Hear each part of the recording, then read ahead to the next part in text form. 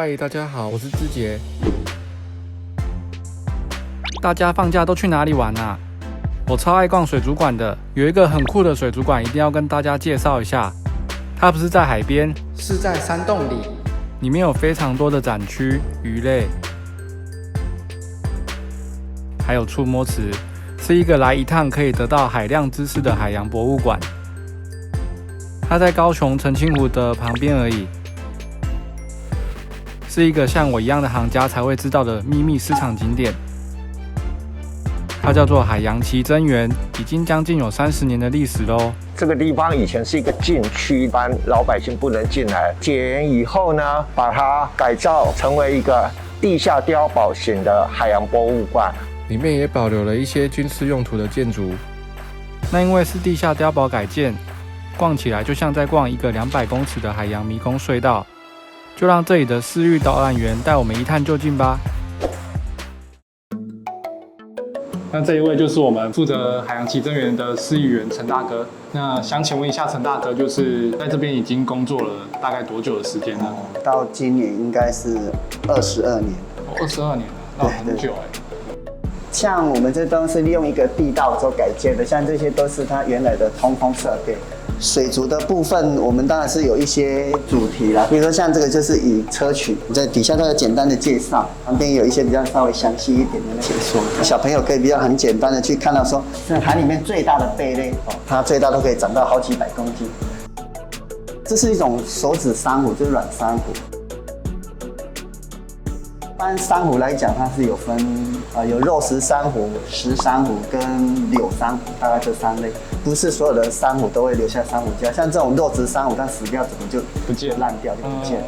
那像里面也有养碧鱼，那它怎么都不太会动啊？它游泳的鳍演化的像手脚一样，固定在岩石珊瑚上，好，然后伪装头上会有一只钓竿，那看到小鱼出现的时候，它会摇晃它的钓竿，把小鱼吸引过来之后，一口把它吞掉。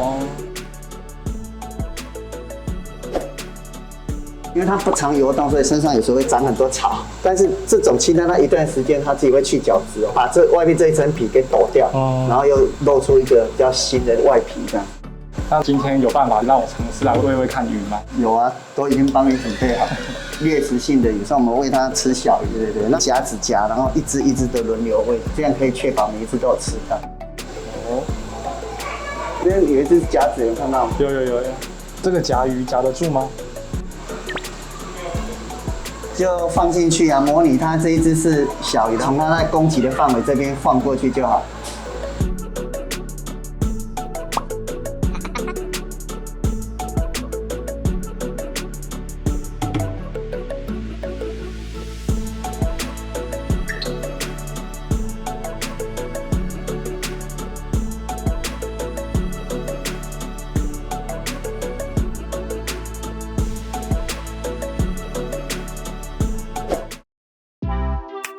因为像澄清湖这边其实离海边有一段距离，就想知道说你们这边如果要换海水的话，都是怎么去做更换？一般我们都是找一些比较有信赖的那个海水厂，请他们用大水车帮我们载过来。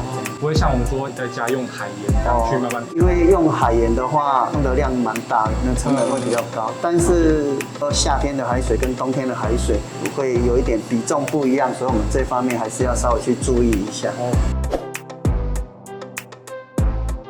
那在海洋奇珍园这边也有设立触摸池，来给大家体验触摸海洋生物的感觉哦。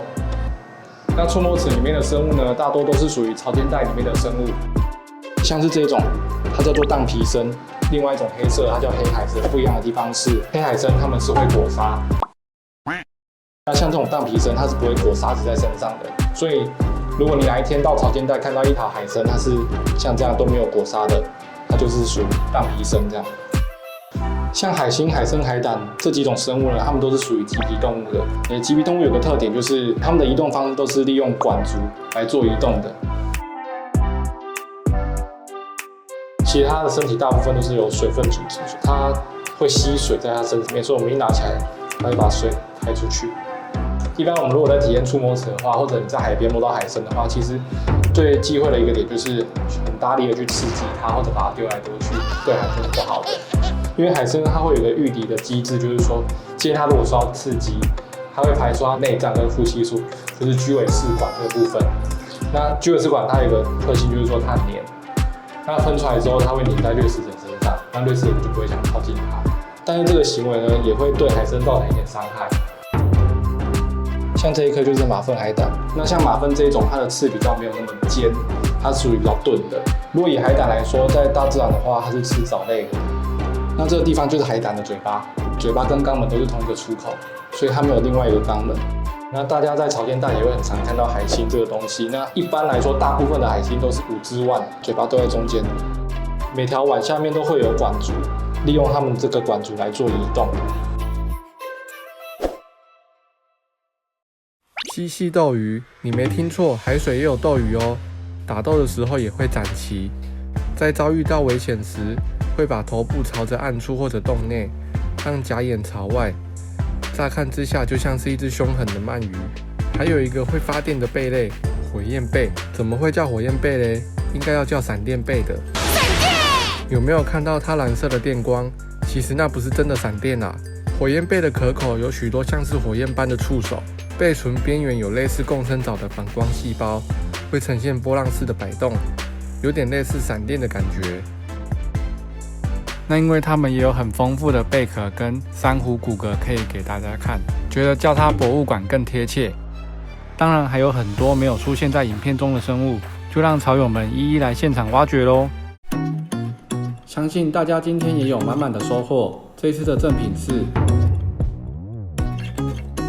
有什么想说的、想问的，都欢迎在影片下方留言哦。